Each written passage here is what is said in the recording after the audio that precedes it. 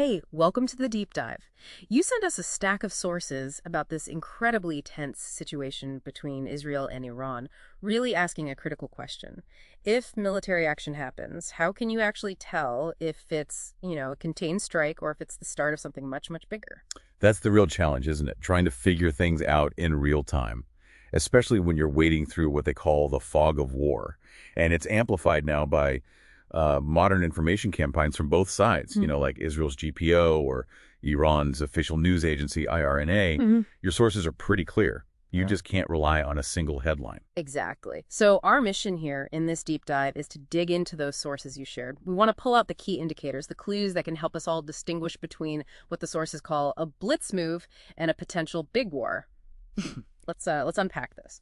Okay, so your sources define a blitz move pretty clearly. It has specific, narrow objectives, think surgical strikes, maybe on known nuclear facilities, places like Natanz, Isfahan, or Fordo are mentioned as key sites, or other critical military spots.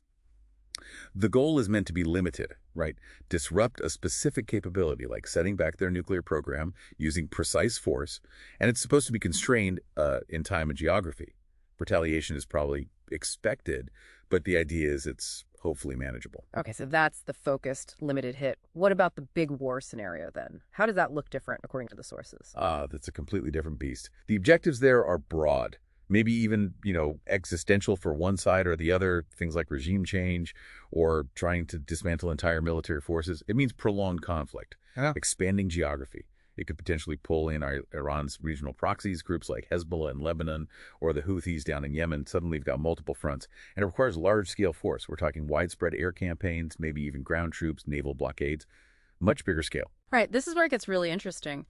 How do the sources suggest we spot that difference, when things are actually happening? Well, they point to several key categories of indicators. First up, the military side. Look closely at the targets. Are they strictly limited to those specific nuclear or military sites we talked about? Or are things escalating to broader infrastructure, government buildings, maybe even cities? That's a huge sign. Then look at the scale of the force being used. Is it precision strikes, a few missiles here and there?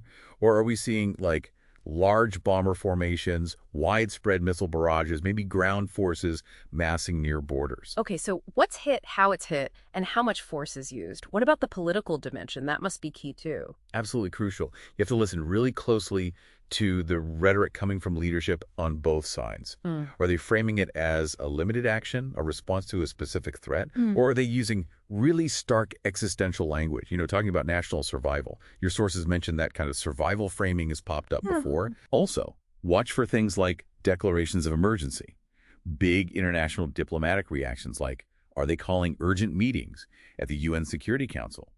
And critically, what are Iran's proxies doing? Are they staying quiet or are they engaging? Coordinated attacks from groups like Hezbollah, especially across multiple fronts, that would be a major, major signal of escalation.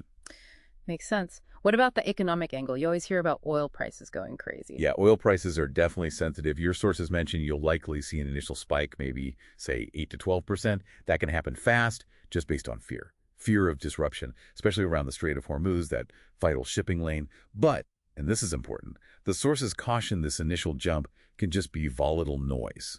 Yeah, the real signal for a big war, economically speaking, would be sustained high prices. Prices that stay high because there are actual significant prolonged disruptions to the physical supply of oil.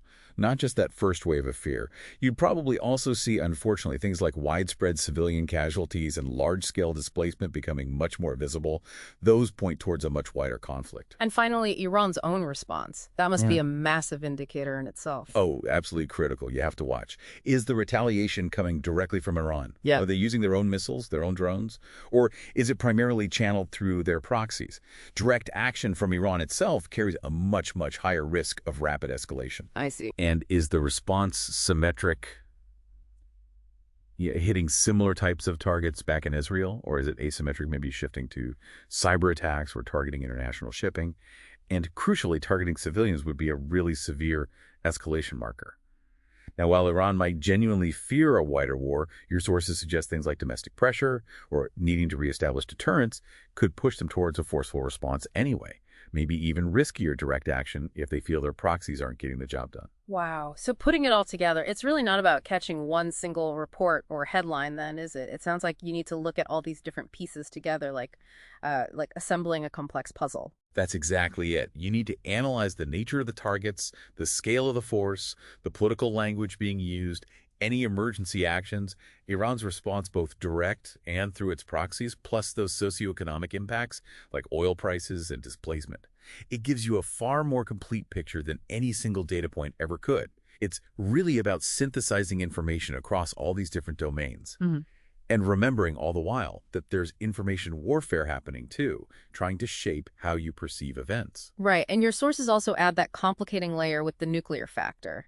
This kind of paradox where nuclear weapons might deter a total all-out war, but could maybe make lower-level conflict seem more permissible, even though there's always that huge risk of miscalculation. Which could spin things out of control, leading to escalation far beyond what anyone initially intended. And according to the actions of external players like the U.S. and their stance on any potential unilateral actions, they become really critical pieces in that whole dynamic too. Yeah. It's an incredibly complex and, frankly, dangerous situation. Having a framework like this drawn from the sources you shared really helps provide some context for trying to process the news coming out of the region. Indeed it does. Definitely something to really think about as you follow events. Thanks for joining us for this deep dive. We hope this framework helps you stay well informed.